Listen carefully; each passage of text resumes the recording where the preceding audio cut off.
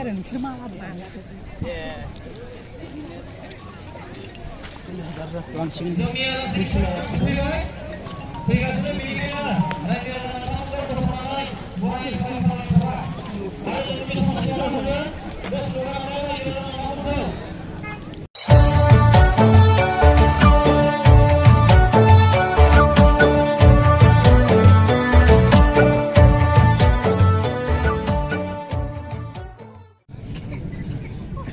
सिबिलां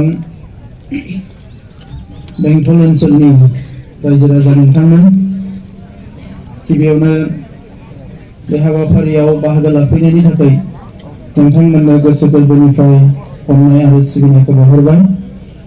बे हाबाफारियाव बाहागो लानो हानाय एनडिबि प्रग्रेसिभनि आफादगिरि मानगोनां गोविंद बसुमतारी, एनडिबिएसनि आफादगिरि बि सावरायग्राजों लोगोसे दैदेनगिरि बिथांमोन, एनडिबि प्रग्रेसिभनि मिरुनि दैदेनगिरि बिथांमोन आरो एनडिबिआरनि दैदेनगिरि बिथांमोन, बाहागो लानो हानाय बेंटल कलेजनि प्रिन्सिपाल बिथां, बर' थुनलाइ आफाद आरो एबसुनि मावथि लोगोफोर, दिनै गमामायैनो जोंनि थाखाय मोनसे रंजानाय सान। दा बेखौ आंबो बाहागो लानो मोननानै गोजोननाय मोनदों, नाथाय समा जोबोद गुसुंथार, समखौ होसोनो हाया जादों। दा बेनिखायनो आङो गुसुङै फंनैसोल' बाथ्रा बुंनो सानदों। बेंटल ओनसोलनि रायजो राजानि थाखाय आङो गोलाव बिबुंथि होनांगौ दङ होनना सानाखै। थांनाय 2010 मायथाइनि उनाव नैबे फोथारावनो जोङो खनले सुबुं गौमा लाखांबाय आरो गोदान थासारि, गोदान डेभेलपमेन्ट जायोब्ला जोङो बे फिल्डआवनो, बे फोथारावनो रायजो राजाफोरजों मोगा मोगि जायो, सावरायो आरो बे 2010 मायथाइनिफ्राय गोबां सोमावसारनाया बांसिन चिरां जिल्लायावनो जादों। 1987 मायथाइनि सोमावसारनाया क'क्राझार सेन्टार जादोंमोन। 2006 मायथाइनि उनावबो दुलाराय बर' फरायसा आफादनि सोमावसारनाया क'क्राझार सेन्ट्रिकआनो बारा जादों। नाथाय 2010 मायथाइयाव जोंनि बांसिन सावरायनाय, सुबुं गौमा सोमावसारनाय गासैबो चिराङावनो बांसिन जादों। दा बे हिसाबै जोङो सागान होगिरिफोरनि जानानै आं नोंथांमोननियाव गिबियावनो निमाहा बिनोसो फैदों। निमाहा बिनि थाखायनो आं बिनो फैदों जे दाखालि 27 जानुवारियाव जि गोरोबथा जालांबाय, बेवहाय बर' हारिनि थाखाय राजखान्थि आयदानि सायाव, रांखान्थि आयदानि सायाव, सोलोंथाइनि सायाव, राव थुनलाइ जौगानायनि सायाव गोबां माबा-माबि जोङो मोनबाय आरो बेजों लोगोसे गोबां फसंथानफोरबो जोङो मोननो हादों आरो बे फसंथानफोरखौ जायगा सायख'यै जोङो गायसननायनि जि बाथ्रा सावरायदोंमोन, बेवहाय माखासे ओनसोलखौ सायख'नायाव बेयाव थालांदों। गोबां फसंथानफोर दङ, जायगाखौ मख'वाखै। दा बे थालांनायाव जोंहा बे मैखोम बेंटल ओनसोल जेनिफ्राय जोंहा एनडिबि प्रग्रेसिभनि गोबां दैदेनगिरि दङ, जि ओनसोलनिफ्राय एनडिबिएसनि गाहाय नेहाथारि दङ, बे ओनसोलनिफ्राय एबसुनिबो गोबां दैदेनगिरि दङ। नाथाय बे ओनसोलाव मोजां मोनसे फसंथान गायसनजानांगौआ बेवहाय मख'नायाव थालांदों। दा बेनिखायनो बे लिस्टआव थानाय जायखिजाया मोनसे मोजां फसंथानखौ उनाव जोङो दैदेनगिरिफोरजों ज' सावरायनानै जोङो बेवहाय गायसननाय जागोन। बिनि थाखाय आं नोंथांमोननियाव निमाहा बिग्रोबाय। दा मानगोनां रायजोफोर, 5,000सो बर' फिसाफोरनि जिउ गारनायजों, गोबांनिनो थै होनायजों, गोबांनिनो गोलोमदैजों, गोबाङानो पुलिस मिलिटारिजों गावख्लाबजानाय, बुख्रेबजानायनि उनाव बर' हारिया मोनसेनि उनाव मोनसे माबा नङा माबा मोननो हादों। दिनै जोंनि गेजेराव रंजानायनि मोनसे मोजां बारहावा फैदों। रायजो राजाफ्रा बयबो रंजादों। मोनसे समाव एसे मोखां सोम थायोमोन। जोंनि लोगोआ गावजों जोङो जिखिनि अनलायो, मोजां थासारि सोमजिनानै न'खर संसार जानो नागिरो, नाथाय बे थासारियाव अराय सम जोंखौ डिस्टार्ब होबोदोंमोन पुलिस मिलिटारिया। मानोना जोंहा सोमावसारनाय बेवहाय सोलिबाय थादोंमोन आरो बे सोमावसारनाया फैयै जोंनो माबा नङा माबा फिथाइ लाबोनानै होफैबाय। मानगोनां रायजोफोर, नोंथांमोननि सिगाङाव गोबां समाव आङो बिबुंथि लाखिनायाव बुंदों, सोमावसारनायाबो जिउ थायो। बिफां फांसेया जेरै जिउ थायो, मोजाङै दै लुनानै हासार होनानै फेदेरनो हायोब्ला मोजां फिथाइ मोनजायो, सोमावसारनायाबो जिउ थायो। जाय हारिया सोमावसारनायखौ जोथोन लायो, जाय हारिया सोमावसारनायखौ अनो, जाय हारिया सोमावसारनायनि थाखाय गावखौनो बावसोमनो हायो, बे हारिनो सोमावसारनायाबो जांख्रिथायाबो माबा नङा माबा लाबोनानै होफैयो। जोंनि मेगन सिगाङावनो रायजो जानाय गोबां हारि दङ, बिथांमोना सोमावसारनायखौ जेरै नांगौ एरै फेदेरनो रोङाखै, बेखौ मोजाङै फिसिनो रोङाखै, मोजाङै जोथोन लानो रोङाखै, जायनि थाखाय सोमावसारनायजोंनो हारियाबो धंस जालांबाय, गासैबो थेर बेथेर जाबाय। मानगोनां रायजो राजा नोंथांमोन, जोङो राजखान्थिनि बेलायाव बर' हारिया गावस्रा गावस्रि जायो, माखासे जुक्तियाव गावस्रा गावस्रि जायो, नाथाय सोमावसारनायनि बेलायाव बर' हारिया गासिबो सोमावसारनायखौनो बरायबोदों। बेनो बर' हारिनि बयनिख्रुइबो देरसिन गुन होननानै आङो बुंगोन। आरो बे हारिया, जाय हारिया सोमावसारनायखौ रिभलिउसनखौ रेसपेक्ट होनो रोंगौ, बे हारिया मुलुगाव थांना थानायनि अरायबो जग्य होननानै जों बुंनो हायो। बे गोख्रों महरै थांनानै थानो हायो। आरो दिनै मालाया मेगन सादोंब्लाबो, मालाया बायदिसिना खैसारि खालामदोंब्लाबो, जोंनि गेजेराव गावस्राजोबहोदोंब्लाबो दिनै रावबो जोंखौ हमथानो हायाखिसै। जोङो मोनसे खौसेयैनो मोनसे मोजां सागान होनानै बर'नि थाखाय माबा मोनसे माबा लाबोनानै दिनै फैनो हाबाय। एनडिएफबिनि जारिमिनखौ नोंथांमोना मिथिगौ। जागायजेननायनिफ्रायनो आर्मि पुलिसजों बेसेबांबा नारा नाथा नाजाबोनाय, जुजिलायनाय, थैलायलायनाय, गावलायलायनाय, गावनि जायगायावल' नङा भुटान, म्यानमार, बांलादेशआव थानानै सोमावसारबोनाय। आं बेखौनो गोलाव समाव बुंबोदों। दिनै सोरबा मोजां लिरगिरिया, मुलुगनि मुंदांखा लिरगिरिया जुदि एनडिएफबिनि रिभलिउसननि जारिमिनखौ लिरोबा, दिनै जोंनि बर' हारिनि रिभलिउसना मुलुगावनो मोनसे मुं गोनां रिभलिउसन जागोन। दिनै मानगोनां रायजोफोर, दाखालिनि जि गोरोबथा जालांबाय, बेखौ लानानै सोरबा सोरबा उल्थां फाल्थां बुंदों। नाथाय सारा नर्थ इस्टनि, सारा इन्डियानि आरो मुलुगनि गोबां मानसिफोर जाय जोंजों सोमोन्दो दङ, बयबो जोंखौ बाख्नायदों। बिथांमोना बुंदों, दिनै नागाफ्राबो 22 बोसोरनि बारा जाबाय सिजफायार खालामनाया, दाबो सुक्ति खालामनो हायाखै, गोरोबथा खालामनो हायाखै। नागाफोरनि साननाय हनाया जोंनिफ्राय बेसेबांबा गोजौआव। बिथांमोना इन्टारनेशनेल लिंक दङ, इउरपआव बिथांमोना अफिस दङ, गोबां मुलुगनि गोबां जायगायाव बिथांमोना इनफ्लुयेन्स दङ। जोंनिफ्राय लेखा गोरों मानसिनि अनजिमायाबो बारा, सानसुमैनि अनजिमायाबो बारा, गोहोआबो जोंनिफ्राय गोबां बारा, आरो मोनसे भुमखौराङारि मोनसे आलादा ओनसोलावबो थायो।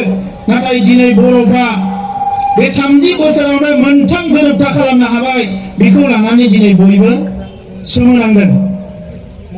जोंनि माखासे हाथियार लाग्रा सा सानजा भारतनि फिसा फिसा ग्रुपफ्रा जगाजग खालामदों, आंनियावबो सोंहरदों, नोंथांमोना बेबायदि बोरै खालामनो हाखो?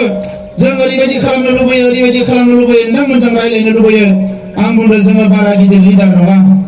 इन्डियायाव, आसामाव लिडारशिप गायनो हाग्रा, मालायनि थाखायबो मावना होनो हाग्रा मानसि नङा, नाथाय हारिनि थाखाय खोथा बुंनो हाग्रा मानसि जोङो। बेनिखायनो जोङो माबा नङा माबा मोनसे मोनदों। दा रायजोफोर, नैबे जि मोननो हाबाय, बिनि गासिबो क्रेडिटआ बर' आइ आफा रायजो राजाफोर।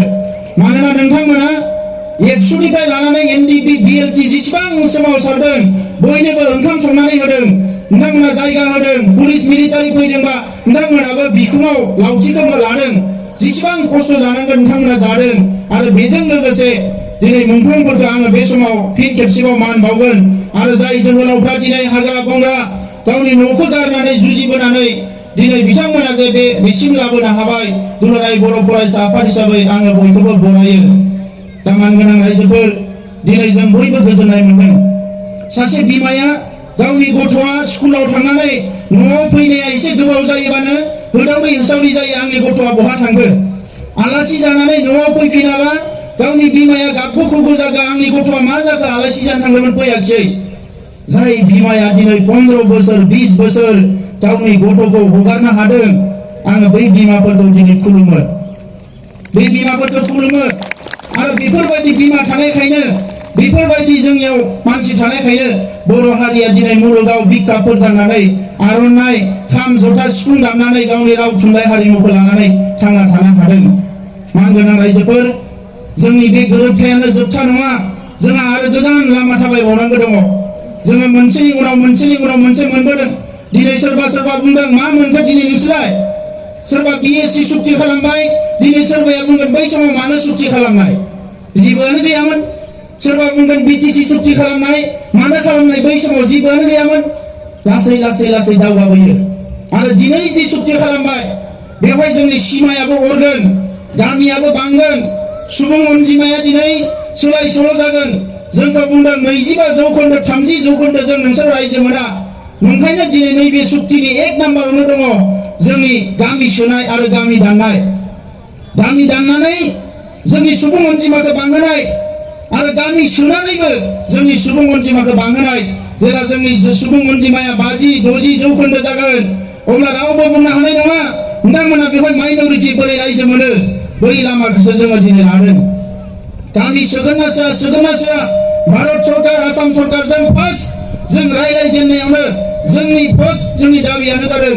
जे जोंनि लामा सीमाया बारायनांगोन सानजाहा जेला बिथांमोना बेखौ मानिनानै लादों अब्लासो जोंबो सावरायनायाव आवगायलांदों दा बेनिखायनो रायजोफोर गोनो गोथो जानो नाङा बै समनि सुक्तियाव SPDC खौ जों जेबो बुंनो हायामोन नाथाय नैबे गोरोबथानि गेजेरजों जोङो सोरबा SP खौ गाज्रि मोनदोंबा जोंनि सरकारा गाबोन लिरनानै बेखौ सानसेयावनो हगारहरनो हागोन सोरबा SP खौ गाबोन लाबोफिननो हागोन सोरबा DC खौ जों गोसोबायदि बाहायनो हासिगोन बै समाव DC खौ बाहायनो हायाखैमोन गोबां बेवहाय माखासे गोहो दङ बर' मिडियाम स्कुल जोंनि मास्टारफ्रा कलेजाव मावै बुरायलाङो दरमा बेथन मोना दिनै बे गोरोबथानि गेजेरजों जेसेबां बड'लेण्डआव स्कुल दङ कलेज दङ गासैबो प्रभिन्सियेलाइज जाजोबनांगोन आरो आं मैया मिथिनानै मोनदों जेसेबां स्कुल कलेज ML गेमेट खालामदोंमोन आसाम सरकारा बन्द खालामजोब्बाय बर' स्कुलखौ ML गेमेट खालामनो मोनला आलादायै दोनदो बिसोरखौ स्पेसियेलि प्रभिन्सियेलाइज खालामनांसिगोन जों खोथा होबाय होननानै दा बेनिखायनो रायजोफोर बेल' नङा बाहेराव बर'फ्रा BSc आव जेबो मोनाखै PTC आव जेबो मोनाखै नैबे गोरोबथानि गेजेरजों बाहेराव थानाय 5 लाख 10 लाख बर'फ्राबो मोनसे काउन्सिल मोननो हाबाय दिनै बिथांमोनाबो माबा नङा माबा एसे गावनि जौगानायनि खामानि मावनो हासिगोन नैबे गोरोबथानि गेजेरजों अल इन्डियानि बर'फोर दिनै आसामनिखौथ' जों एफा एनै नायनो हायो नाथाय बेंगलि बर'फोरखौ नायनो हाया बेंगलि बर'फ्राबो सोमावसारनायाव बाहागो लायो पुलिस मिलिटारिजों हमजायो दा बैसोरनि थाखायबो नैबे गोरोबथानि गेजेरजों बड'फानि मुङाव जोङो दिल्लीयाव मोनसे आसामाव मोनसे अफिस गायसननानै सारा इन्डियानि बर'फोरखौ नायनो हानायनि मोनसे लामा मोनबाय दा बेफोरो जोंनि थाखाय गोबां गिदिर खोथा रायजोफोर ओंखायनो बे सुक्तियाव सोरबाया बुंनाय बायदि BTCनि गाहायसिनावसो जेबो गैया मा गैया बिदि नङा जोंनि थै आरो गोलोमदैया ओरैनो थाङाखै आरो सरकारजों जोङो ओरैनो सावरि बादालि जानाय बायदि रायलायलायनानै खालामाखै नांलायैसो खालामदों आरो दिनै NDPनि सोमावसारनाया मोनसे अनारजों मोनसे सन्मानजों मोजाङै लाबोनानै फोजोबनो हाबाय बे जोंनि थाखाय बेसेबांबा गिदिर बाथ्रा दा रायजोफोर जोंहा बे इमप्लिमेन्ट खालामनांगोन जिखिनि मोनबोबाय मोजां बाहायनांगोन 5,000 कोटी फैसा थांबाय गोरिब गुन्द्राफ्रा मा मोनखो मा मोनाखै नाथाय दायो 1500 कोटी थाखा फैगोन जों बुंदों बे 1500 कोटीखौ लामा बानायनो मोना बिल्डिं लुनो मोना बे गोरिब गुन्द्रानि थाखाय बाहायजानांगोन बे 1500 कोटीया जोंनि आइ आफाफ्रा मोननांगोन बेखौ बे 1500 कोटीनि थाइसेबो थाखाया लामा दालाङाव बाहायनो मोना लामा दालांनि थाखाय आसाम भारत सरकारनिफ्राय फैसा फैखायो बेखौ बाहाय नाथाय जोंनि आइ आफा गोरिब गुन्द्राफ्रा दिनै हादानाव थानानै हाग्रायाव थानानै गावनि गथ' फरायहोनो हायाखै न' लुनो हायाखै बिसोरनि थाखाय बे फैसाया बाहायजानांगोन दा गोबां खोथा बुंनांगौ दङमोन मानगोनां रायजोफोर गुबुन मोनसेया जाबाय केस थैना थांनायफोरनि थाखाय 5 लाख न'खराव होनांगौ मार्टियारफोरनि थाखाय बेखौ सरकारा इस्यु खालामबाय नाथाय जोंहा गोबां जोहोलावफोर जेलाव दङ नोंथांमोना गोबाङानो मिथिया जानो हानाय सेन्ट्रेल जेल क'क्राझार बे जेलफ्रावथ' दङआनो आसामाव जेसेबां जेल दङ मोनफ्रोमबो जेलाव 10, 15, 20, 25 जन बर' सेंग्रा सिख्लाफोर दङ गोबाङानो मिथिया गावहा मा केस दङ बेखौ गोबाङानो मिथिया दा जों दिनै जायफ्रानिकि दिनै हारिनि थाखाय खामानि मावनो फैदों जोंनियाव दायित्व फैबाय दिनै बै सेंग्रा सिख्लाफोरखौ जेलनिफ्राय बर'नानै बिमाफोरजों बिब'फोरजों गावनि न'खराव जोङो लाबोनानै होफैनो हानांगोन अब्लासो बर' आन्दोलना साक्सेस जागोन मोनसे समाव सरकारा फोसावबाय फासि होनानै सानै जोहोलावफोर नोंथांमोनहा थांनानै चिराङाव जोङो गिलु बालु आन्दोलन खालामनानै सरकारखौ सिगिदों आन्दोलना जोबाखै दा फासि होयोबा अरा आरो बारासो जोंगोन जोङो बिथांमोनखौ सिगिदों लोगो बिथांमोना साननो गोनां जादों रायजोफोर सरकारा राजनितिखौ गिया सरकारा डेम'क्रेटिक शक्तिखौसो गियो रायजो राजाखौसो गियो गणतन्त्रखौसो गियो आरो बर' हारिखौ दिनै गोबां हारिया टायार सावदों, बन्द होदों, सुक्ति जानो मोना होननानै। बिनि उनावबो सरकारा मानो जोंजों गोरोबथा खालामखो? मानोना जोंनि सक्तिखौ गियो। ओंखायनो रायजोफोरजों खौसेयै थानांगोन, जों खौसेयै थानांगोन। बेखिनि खोथाखौनो बुंबाय। उनाव लोगो मोनबावगोन रायजोफोर। बयबो अबंलावरिया नोंथांमोनखौ मोजाङैनो लाखिथों। फैगौ 7 अक्ट'आव भारतनि प्रधान मन्त्रिया फैगोन। बै जे गोरोबथाखौ खालामबाय, 22,000 हेंथा जेंसिनि उनावबो दिनै गोरोबथाखौ खालामनायनि मोनसे थासारि फैबाय। सोरबा सोरबा गोरोबथाखौ जाहोनो नागिराखैमोन। नैबेनो मोजां सम रायजोफोर। बे गोरोबथाखौ दा खालामाबा उननि बोथोरा सोलायलांगोन। जोंखौ रावबो नायस'नाय नङा। 10-15 बोसोर जुजिबाय जोङो दिल्लीयाव थाङै थाङै, जायाखैमोन। दा बियो जानानै थांबाय। ओंखायनो 7 अक्ट'आव प्रधान मन्त्रि फैगोन, जों बिखौ बरायगोन। ओंखायनो आं नोंथांमोनखौ खावलायबाय, बैखालि बयबो लैहोर लैहोर थांनांगौ। साइकेल थेला जि मोनो, माने जाय जेरै हायो, जेरै जोंहा राजा लामायाव रेल लामायाव थाङो, बेबायदिनो नोंथांमोना जाहाथे बयबो बाहागो लानानै भारतनि प्रधान मन्त्रिखौ दिन्थिहरनांगौ जे नोंथाङा जि बाथ्राखौ, जि खामानिखौ, जि खोथाखौ बुंनानै सुक्ति खालामबाय, मोजाङै बेखौ इमप्लिमेन्ट खालामनानै हो। नङाबा खिन्थु बर' रायजो राजाफ्रा जायखिजाया खामानिखौनो मावनो हायो, बेखौ जाहाथे जों दिन्थिहरनो हायो। आं नोंथांमोनखौ खावलायनानै आंनि बुंनायखौ बेवहायनो फोजोबबाय। लोगोसे आं बिदाय लानो नागिरबाय। बायदिसिना खामानि सोलिबाय थादों रायजोफोर, उनाव लोगो मोनबावगोन। आं निमाहा बिबाय। माखासे दैदेनगिरि बिथांमोननि बिबुंथिखौ खोनासंनो हाथ'नाय नंला। उनाव मोजाङै खोनासंगोन। बेखिनिखौनो बुंनानै आंनि बुंनायखौ फोजोबबाय। गोजोन्थों।